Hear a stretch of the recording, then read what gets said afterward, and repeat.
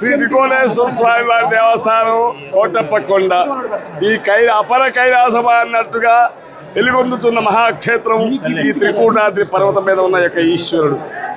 దక్షిణయజ్ఞంలో ద్రాక్షాయణమో రథధారం తర్వాత పరమేశ్వరుడు కైలాసం విడి భూలోకానికి ఎదిరించి ఈ పర్వతం మీద తపస్సు చేసుకున్నారని, ఆ స్వామివారి కోసం ఈశ్వరుడి కోసం బ్రహ్మ విష్ణువు సప్త ఋషులు ఇత్యాది దేవతలు అందరూ కూడా ఇక్కడికి వచ్చి తపస్సు చేసుకొని దక్షిణామూర్తి అవతారంగా 27 లీలలు ఉంటాయి ఈశ్వరుడికి.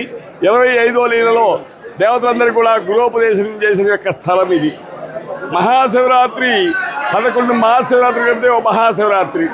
ఈ మహాశివరాత్రి అనేది చాలా మహోన్నతమైనది, ఎందుకంటే లింగంలోకి పరమేశ్వరుడు ఉద్భవించిన రోజు కాబట్టి లింగోద్భవ కాలము మహాశివరాత్రి అంటారు.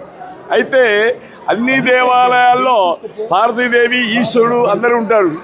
అయితే ఇక్కడ మటుకు బ్రహ్మదేవుడి కూర్చొని తపస్సు చేసే స్థలం ఇది. బ్రహ్మ యొక్క అనుగ్రహం కలుగుతుంది. ఉత్తర పక్కన ఎత్తైన శిఖరం మీద తపస్సు చేసే స్థలము, అక్కడ లింగాకార స్వరూపము, అక్కడ రుద్రుని యొక్క అనుగ్రహం కలుగుతుంది.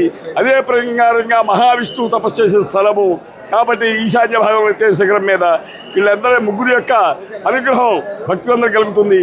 ఈ మహాశివరాత్రి పర్వ సందర్భంగా ప్రాతకాలమే తెల్లవారుజామున 3 గంటల నుంచి బ్రాహ్మీ ముహూర్తం వరకు కూడా స్వామివారికి ప్రథమ అభిషేకం బిందతీర్థం తీసుకొచ్చి ప్రథమ అభిషేకం జరిగింది. తర్వాత మధ్యాహ్నం 2 గంటలకు మళ్ళీ అదే ప్రకారంగా అభిషేకం జరుగుతుంది. స్వామివారికి అవసర నివేదన మాత్రమే జరుగుతాయి. తర్వాత సాయంత్రం ఈ దేవస్థానం స్టేట్ ఫెస్టివల్గా వచ్చింది కాబట్టి స్వామివారికి ప్రభుత్వం తరపున పట్టు వస్త్రాలు సాయంత్రం 6 గంటలకి ఇవ్వడం జరుగుతుంది.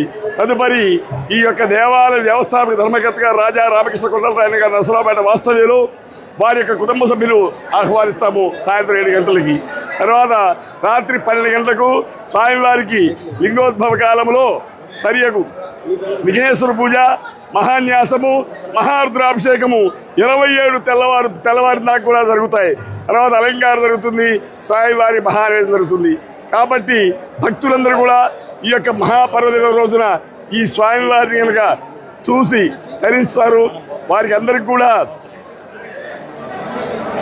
మేధస్సు, బుద్ధి, ప్రజ్ఞ, బలము, ఆయుష్లు, తేజస్సు, గురుబలం ఇవన్నీ కూడా చాలా చక్కగా ఉంటాయి ఇక్కడ దర్శనం చేసుకునే వారికి. కాబట్టి భక్తులకి ఎలాంటి ఇబ్బందులు లేకుండా అన్ని సౌకర్యాలు చేయడం జరిగింది. కాబట్టి భక్తులందరూ కూడా వచ్చి ఆ స్వామివారి దర్శనం చేసుకొని స్వామివారి కృప పాత్రులై తీర్థప్రసాద స్వీకరించి వెళ్ళవలసిందిగా భక్తులందరినీ కోరుచున్నాము.